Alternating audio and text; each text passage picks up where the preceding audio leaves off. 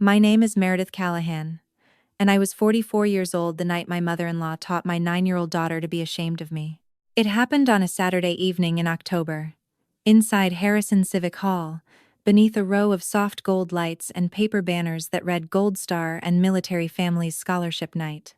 126 people had gathered there to raise money for the children of service members. There were folded programs on every chair, donation cards on every table, and a large American flag hanging behind the stage. My daughter Sadie was supposed to sing the opening solo.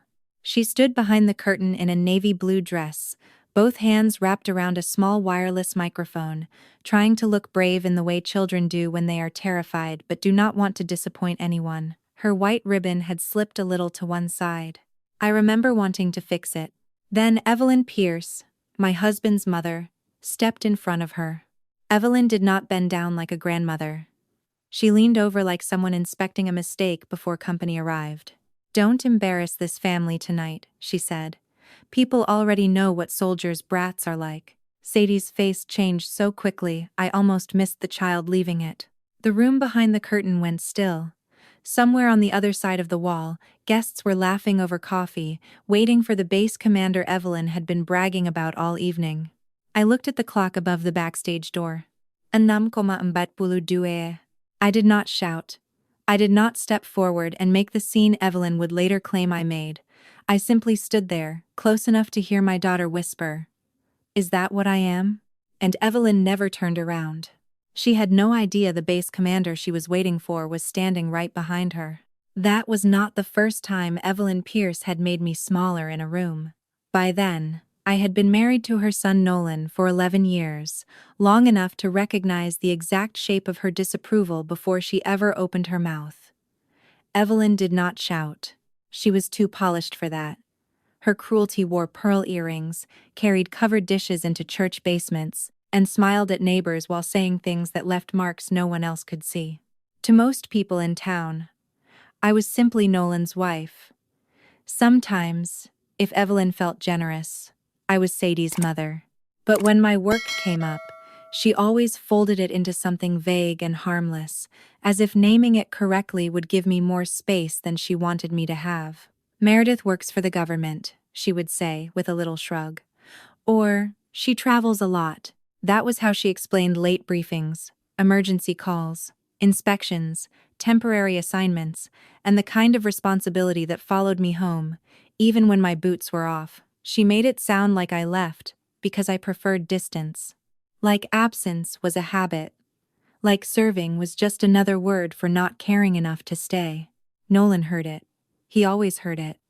And every time, he gave me that tired, apologetic look I had come to resent more than the comments themselves. "Mom just worries about Sadie," he would say later in the car, one hand on the wheel, eyes on the road, already asking me to soften what we both knew had been sharp. He was a high school history teacher, a good one. His students loved him because he made courage sound possible. But at his mother's table, Nolan still lowered his eyes like a boy waiting to be corrected.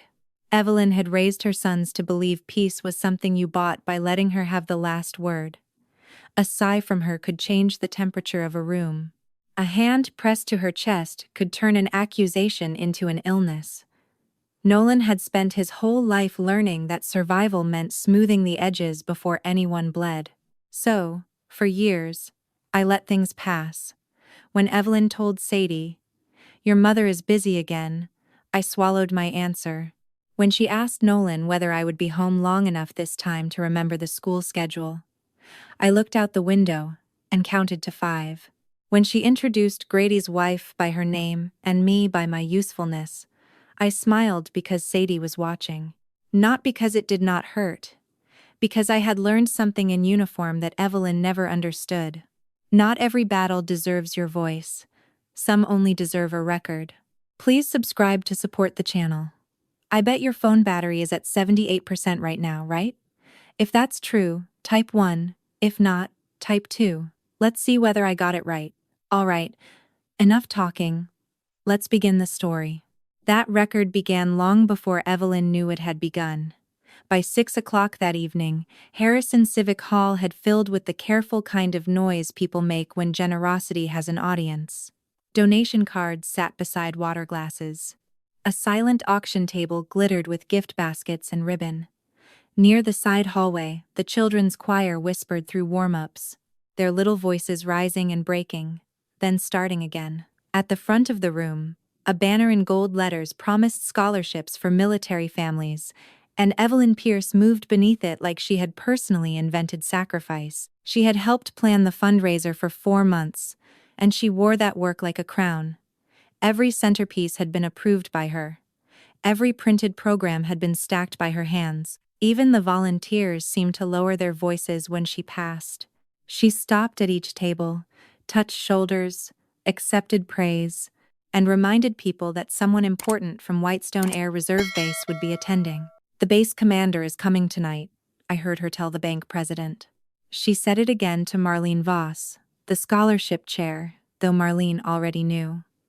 Then again to a retired dentist whose grandson had just enlisted. Each time, Evelyn stood a little taller, as if the title itself reflected well on her. The official program did not list a name, only Commander, Whitestone Air Reserve Base, because Marlene had handled the military liaison herself and wanted the introduction saved for the stage.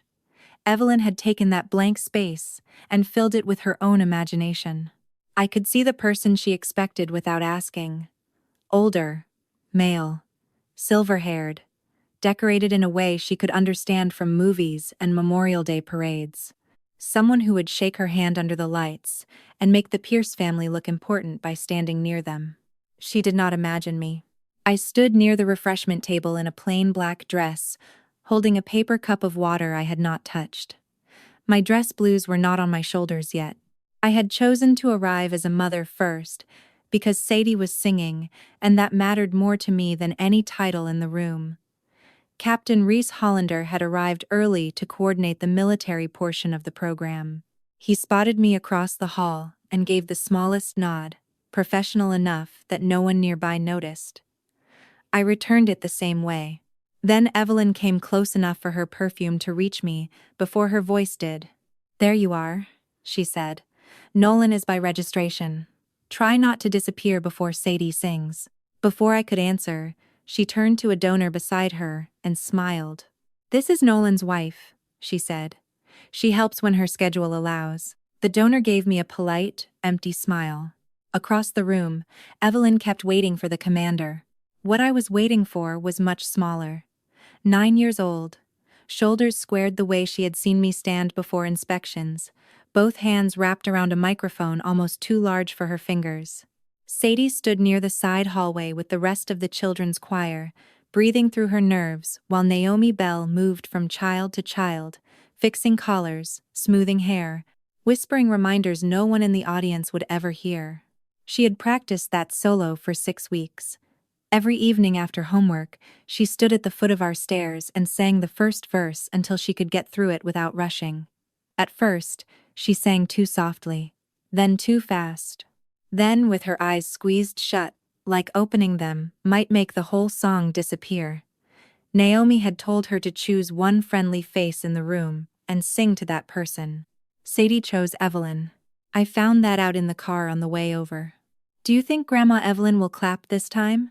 she asked from the back seat, smoothing her skirt with both palms. Nolan went quiet in the driver's seat. I watched his eyes lift to the rearview mirror and then lower again, as if the answer were lying somewhere on the road ahead of us. "She'll hear you," I said. It was the safest truth I could give. Sadie accepted it with a small nod, but I saw how badly she wanted more. Children do not ask for love in speeches, they ask in little careful questions, testing whether hope is safe to hold. Sadie did not need Evelyn to throw her arms around her, or make some grand announcement in front of the room. She wanted one ordinary grandmother moment. A smile, a wave, a hand lifted from the front row. Something simple enough that another child might not even remember it by bedtime. Evelyn had never rejected Sadie in a way clean enough to confront. She corrected her and called it guidance. She compared her and called it concern. She praised Grady's boys for being disciplined, respectful, well-raised, then looked at Sadie and used softer words that landed harder. Spirited. Sensitive. A handful. At family dinners, she asked the other grandchildren about piano recitals, baseball games, honor roll certificates. With Sadie, she asked whether I had been away again. Still, Sadie kept trying. Children keep giving people chances long after adults would have stopped. Across the hall, Naomi caught my eye and smiled. Sadie's group was next. My daughter lifted the microphone, took one careful breath, and looked toward the front row. Evelyn was looking through her, toward a door that had not opened yet. The hallway behind the stage was narrow, beige-walled, and warm from the old lights above the curtain. Children shifted in place, whispering lyrics under their breath while Naomi Bell moved along the line with one finger raised, calming them without stealing their courage. A minute later, Evelyn crossed in from the podium side of the hall, still wearing the expression of an organizer, not a grandmother. She checked the choir like she was inspecting table settings, her eyes moving from collar, to shoes, to posture, stopping only when Sadie stepped forward too quickly and dropped the folded lyric sheet she had tucked behind her microphone. It was nothing. A piece of paper. A nervous child. The kind of tiny mistake adults are supposed to smooth over. Sadie bent to pick it up, cheeks pink. But Evelyn reached it first. She held the paper between two fingers and looked down at it as if it had embarrassed her personally. Then she looked at my daughter. "This is exactly what I was afraid of," she said. Sadie straightened. "I'm sorry, I just dropped it." Evelyn glanced toward the open doorway, toward the donors beyond it, toward the stage where she expected to be admired. Then she stepped closer and lowered her voice. But not enough. "A soldier's brat with no steady mother," she said. "That is what people expect. Don't prove them right tonight." There are moments when a child does not cry immediately because the words have to travel too far inside her before they find the place they hurt. Sadie only blinked at first.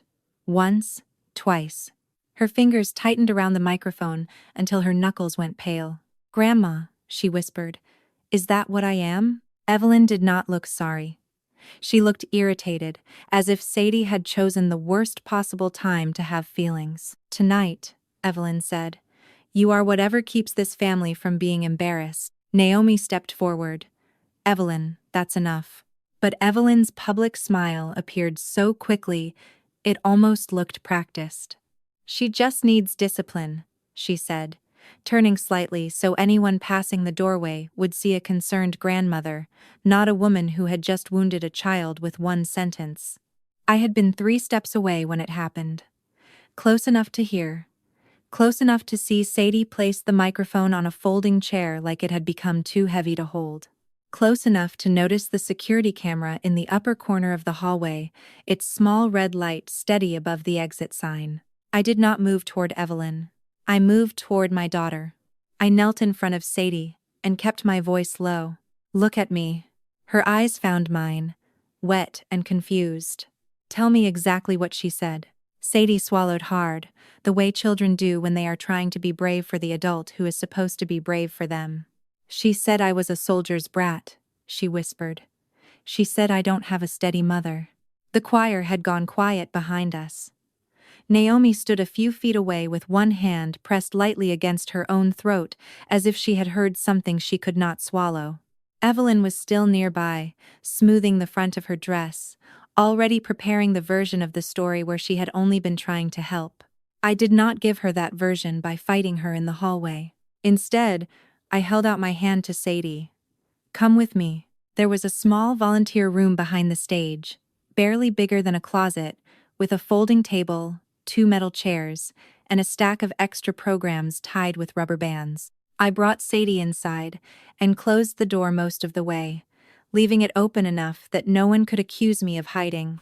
Then I took the microphone gently from the chair where she had left it and set it on the table between us. "You do not have to sing tonight," I told her.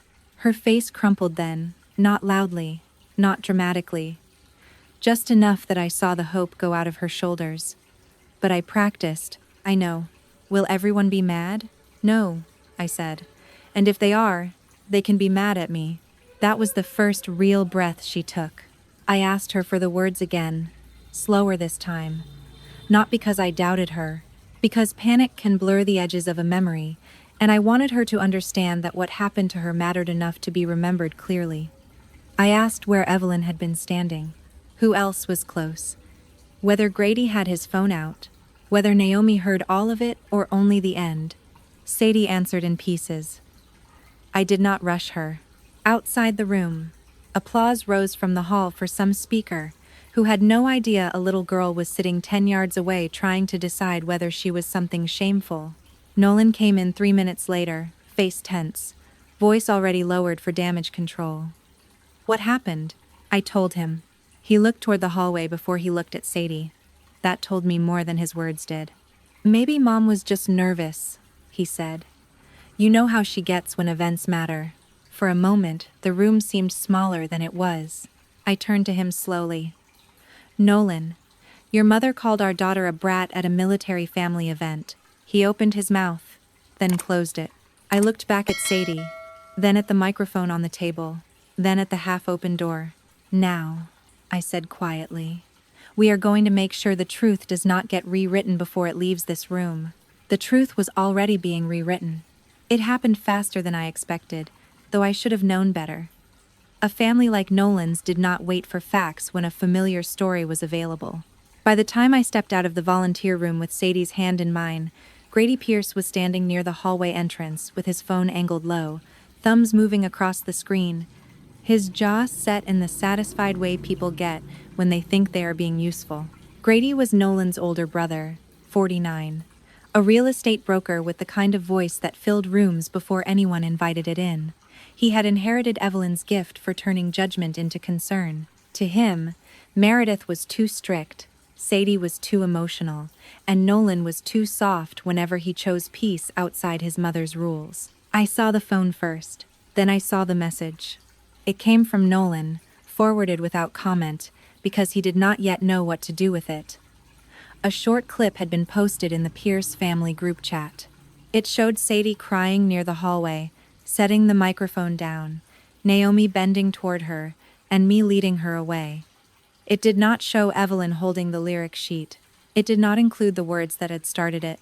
It did not show my daughter asking whether she was something shameful. The caption beneath it read, "This is what happens when a child has no mother at home." For a few seconds, I stared at the screen until the letters stopped looking like words. Then the replies began. Poor Evelyn. She worked so hard tonight. That girl needs structure. Meredith always makes everything about her job. Some kids just don't know how to behave in public. Sadie leaned against my side, too small to understand all of it and old enough to feel the room turning. Are they mad at me? She asked. I locked the phone and handed it back to Nolan. No, I said. They are afraid of the full story. Grady looked up then and saw me looking at him. For a moment, something like guilt crossed his face. Then it hardened into performance. People are asking what happened, he said. I just showed them. No, I said. You showed them where you wanted the story to start.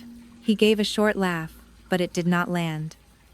Naomi was watching him now. So was one of the volunteer ushers near the door. And across the hall, Anika Brooks, the event photographer, lowered her camera slowly from her face. I had noticed Anika earlier because she moved like a professional. Quiet feet, steady hands, always finding angles other people forgot existed. Grady had filmed a few seconds. Anika, I realized, had been filming the room. I did not ask Anika for the video yet. Not in that hallway. Not with Grady still standing there, pretending his phone had done something noble. A truth shown too early can be argued with, smothered, talked over by the loudest person in the room. I had learned to wait until the truth had a place to land, so I took Sadie home. Nolan drove. For once, he did not ask me to calm down, maybe because I had not raised my voice, or maybe because the silence between us had finally become heavier than his mother's approval. Sadie sat in the back seat with the microphone still on her lap. Naomi had pressed it into her hands before we left, whispering that it belonged to her, whether she sang tonight or not. At home, the babysitter looked confused when we came in early.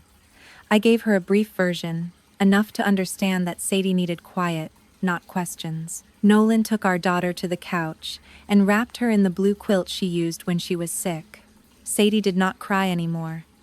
That worried me more than tears would have. I went upstairs alone. My dress blues hung in the garment bag on the back of the bedroom door. I had left them there that morning, still uncertain whether I would wear them at all. Part of me had wanted to stand on that stage as just Sadie's mother. Not as a rank, not as a symbol. Just the woman who packed her lunch, checked her math homework, and knew exactly how she liked the crust cut off her sandwiches. But Evelyn had made the uniform part of the insult. She had used the word soldier like something dirty. She had used brat like a verdict. She had taken the very thing that paid for that scholarship night, the very service everyone in that hall claimed to honor, and turned it into a stain on my child. So, I unzipped the bag.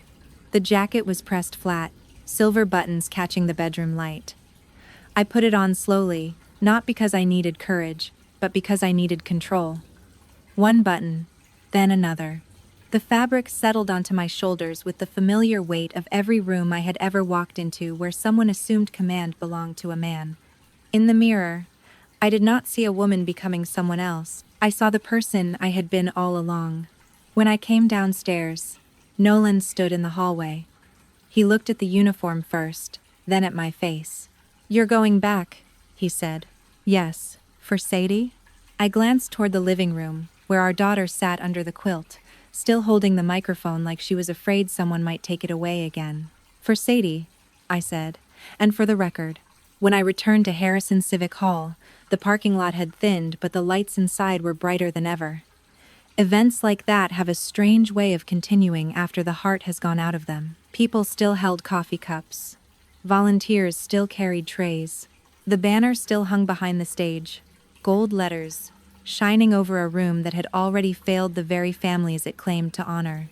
I paused just outside the main doors and looked through the glass. Evelyn was on stage. Of course she was.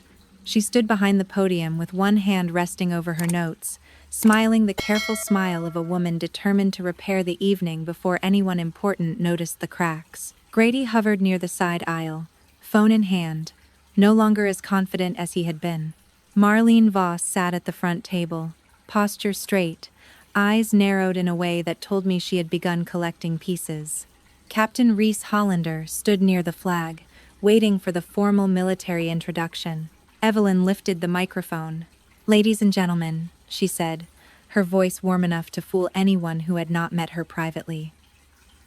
"We are honored tonight to welcome the commander of Whitestone Air Reserve Base." That was when I opened the door. The sound was small. A hinge. A shift of air. But in a room waiting for a symbol, even a quiet entrance can turn every head. Reese saw me first. His expression changed before the rest of him moved. His shoulders squared. His heels came together. Then his hand rose in a clean salute. "Good evening, Colonel Callahan." The words traveled farther than they should have. They crossed the donation tables, the silent auction baskets, the half-empty coffee cups, and landed directly on the stage where Evelyn still held the microphone. One by one, people turned. I walked forward at the same pace I would use, entering a briefing room. Not fast, not theatrical. The uniform did not need help being seen.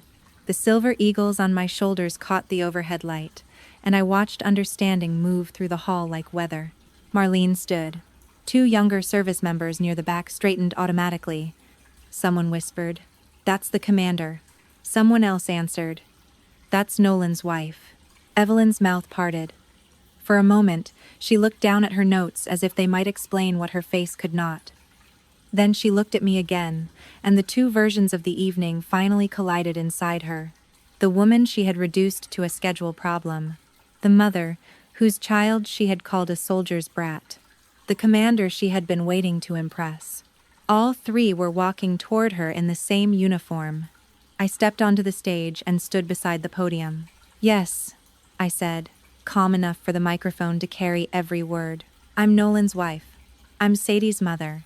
And I'm the base commander you've been waiting for all night." For a few seconds, Evelyn did what people like her do when reality arrives without permission. She tried to smile around it.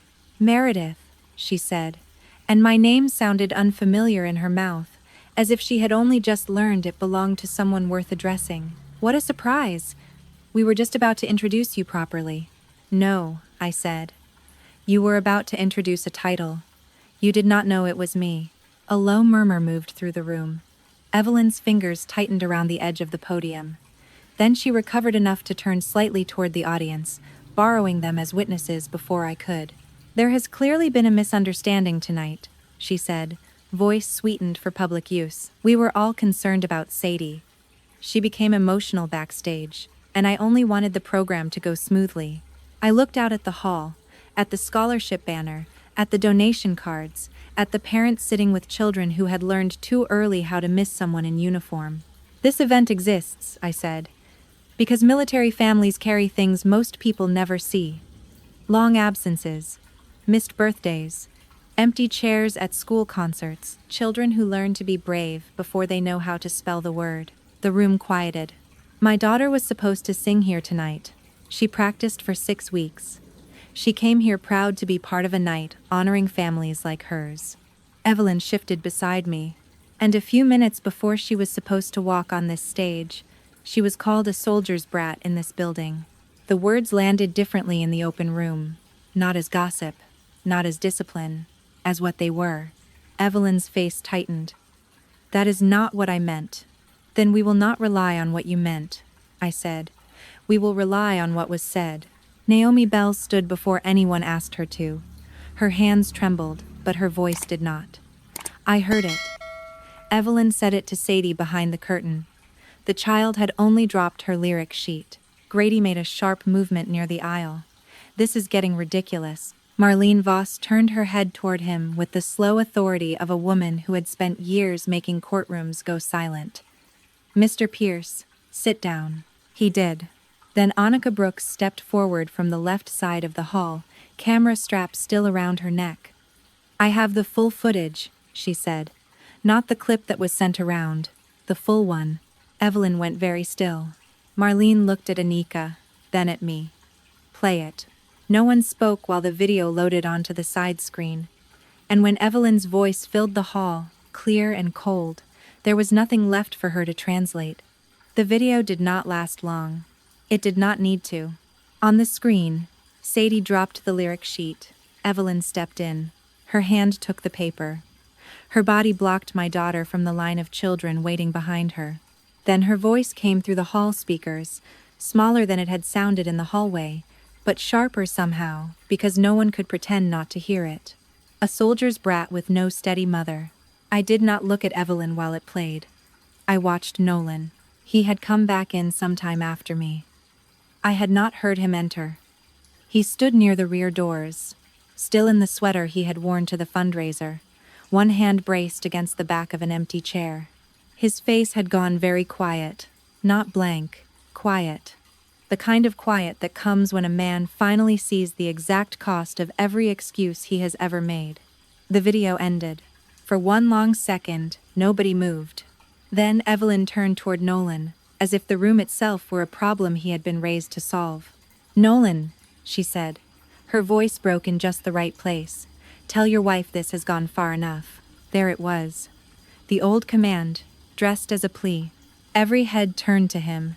Grady looked relieved, as if his brother might still pull the family back into its usual shape. Evelyn's eyes filled, not with regret for Sadie, but with fear that she had lost control in public. Nolan looked at his mother. Then he looked at the screen, where the final frozen frame still showed Sadie's small face turned upward, waiting for kindness and receiving shame. No, he said. It was not loud, but it changed the room. Evelyn blinked. What? No, Nolan repeated. I'm not stopping, Meredith. I should have stopped you. Grady muttered. Come on, this is family. Nolan turned on him then. Family doesn't cut a child down and then edit the evidence. Grady's mouth closed. Nolan walked to the front slowly. Not like a hero, not like a man suddenly made perfect, but like someone carrying 11 years of cowardice and finally refusing to hand it to his wife. He stopped beside me. close enough that our shoulders almost touched. "Mom," he said, "you didn't embarrass Meredith tonight. You embarrassed a 9-year-old girl who wanted her grandmother to clap for her." Evelyn's face crumpled, but this time the room did not rush to rescue her. Marlene Voss stood. "Mrs. Pierce, effective tonight, you will step away from the scholarship committee while the board reviews this matter. Mr. Pierce," she said, turning to Grady, "you will send a correction to every person who received that clipped video." I looked at Evelyn, then at Grady, then at Nolan. "Sadie does not spend time alone with either of you," I said. "No visits, no private calls, no messages passed through cousins. Not until there is a real apology to my daughter, and not until Nolan and I decide she is safe." No one argued. For the first time all night, Evelyn had a room full of people, and no story left to tell. 2 weeks later, Whitestone Air Reserve Base held a small family appreciation ceremony in a hangar that smelled faintly of coffee, floor polish, and jet fuel carried in from the flight line. There were no crystal centerpieces, no silent auction baskets, no committee smiles arranged for donors. Just folding chairs, paper cups, children chasing each other between rows, and parents in uniform trying to look relaxed while their families pretended not to be proud. Sadie stood beside me near the front, wearing a simple blue dress and black shoes, the same microphone held carefully in both hands. Naomi Bell had come, though she did not have to. Captain Reese stood near the side wall, speaking quietly with a group of young airmen. Nolan was a few feet away, not checking his phone, not scanning the room for his mother's reaction, not trying to manage anyone's mood but his daughter's. That mattered more than any speech he could have given me. Evelyn was not there. Neither was Grady. After that night at Harrison Civic Hall, the family did what families do when the truth becomes public. Some people apologized too late and too awkwardly. Some said nothing at all. Grady sent his correction to the group chat with the stiff wording of a man who had been forced to tell the truth. Evelyn mailed a card after 10 days. It said she was sorry Sadie had been hurt by her words. I read it once, folded it back into the envelope, and told Nolan that was not an apology yet. That was a woman still standing at the edge of responsibility, looking for a softer entrance. Sadie did not ask to read it. That told me enough. Now, in the hangar, she stared at the little riser where she would sing the solo she had never gotten to finish. Her fingers moved over the microphone. "Mom," she whispered, "is Soldier's Brat a bad thing?" I knelt in front of her, careful of the crease in my uniform trousers, and looked her straight in the eyes. "Only when someone says it without understanding what soldiers' children carry," I said. "You are not a brat. You are a child who has learned airports, late calls, changed plans, and missing someone without making the whole room comfort you.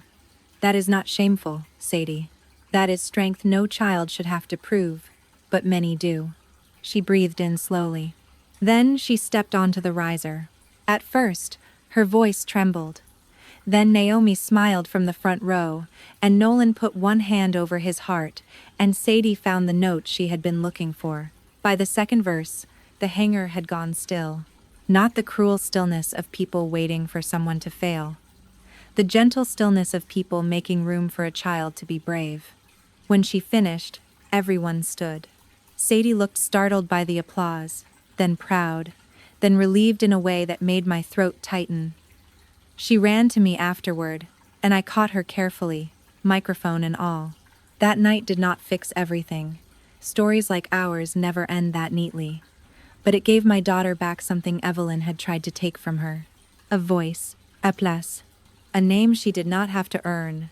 Family is not the person who demands respect at the table. Family is the person who makes sure a child never has to wonder whether she belongs there. The lesson I carried from that night was not that a uniform makes a person worthy. It does not. A title does not make a mother better. A rank does not make pain disappear. What that night taught me was simpler and harder. When people refuse to see you clearly, you must stop shrinking yourself to fit inside their misunderstanding. For years, I thought peace meant staying quiet. I thought love meant swallowing the insult so the room could stay comfortable. I thought being strong meant letting other people call my patience weakness. But peace that costs a child, her sense of belonging is not peace. It is silence with a prettier name. Family is not proven by last names, holiday photos, or who sits at the head of the table. Family is proven in the moment when someone smaller, younger, or more vulnerable is being hurt. The people who protect that child are family. The people who excuse the harm because it is inconvenient to confront are only relatives. Sadie did not need applause because she sang perfectly. She needed to know that one cruel sentence did not define her. She needed to know that being the child of someone who serves is not something to hide. And maybe all of us need to hear that in our own way. We are not the names people give us when they are trying to make us small. We are not the version of ourselves that exists in someone else's gossip, jealousy, or fear. Sometimes healing does not look dramatic. Sometimes it looks like a child picking up the microphone again. Sometimes it looks like a husband finally saying no to the person he was raised to obey. Sometimes it looks like a mother standing calmly in a room and refusing to let the truth be edited. So if this story reminds you of someone who made you feel like you had to earn your place in your own family, I hope you remember this. Belonging is not something love makes you beg for. Tell me in the comments what part of this story stayed with you the most. Have you ever had to stand up quietly but firmly for yourself or someone you love? If this story moved you, please like, subscribe, and share it with someone who needs to be reminded that their voice still matters.